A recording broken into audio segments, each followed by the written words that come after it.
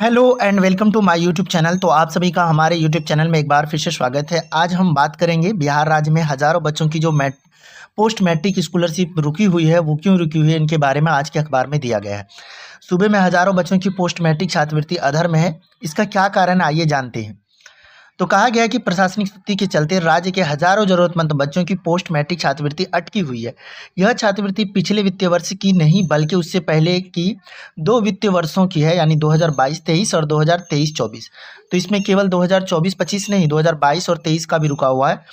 इसके दौरान 16,352 विद्यार्थियों की अब तक छात्रवृत्ति की राशि नहीं मिली है।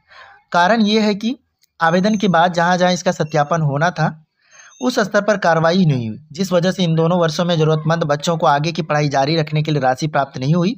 मालूम हो कि इन 2 वर्षों में बीसी ईबीसी वर्ग के 9,03,393 और एससी एसटी वर्ग के 2,79,417 छात्र छात्राओं ने छात्रवृत्ति के लिए आवेदन किया था।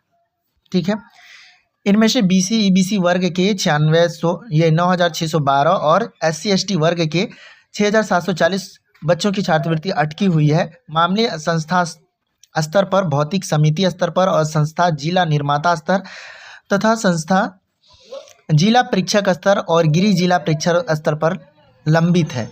या तो कोई जिला स्तर पे है, ठीक है, या गृह जिला के स्तर पे है, या फिर भौतिक समिति के स्तर पे। तो यहाँ पे जो है इनका सत्यापन नहीं हो पाया है, जिसके कारण इन विद्यार्थियों की पोस्ट मैट्रिक छात्रवृत्ति जो रुकी हुई है।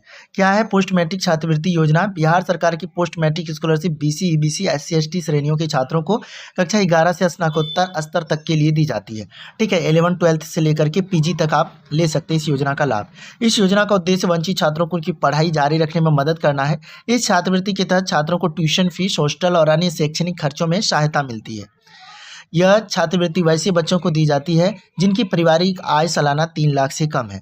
तो ये हो गया कि क्यों रुका हुआ है। और यहाँ बता दें कि एक और इन्फॉर्मेशन है कि पोस्ट मैट्रिक स्कॉलरशिप का भी आवेदन जो है वो शुरू है, जिसकी लास्ट डेट जो है 15 नवंबर है।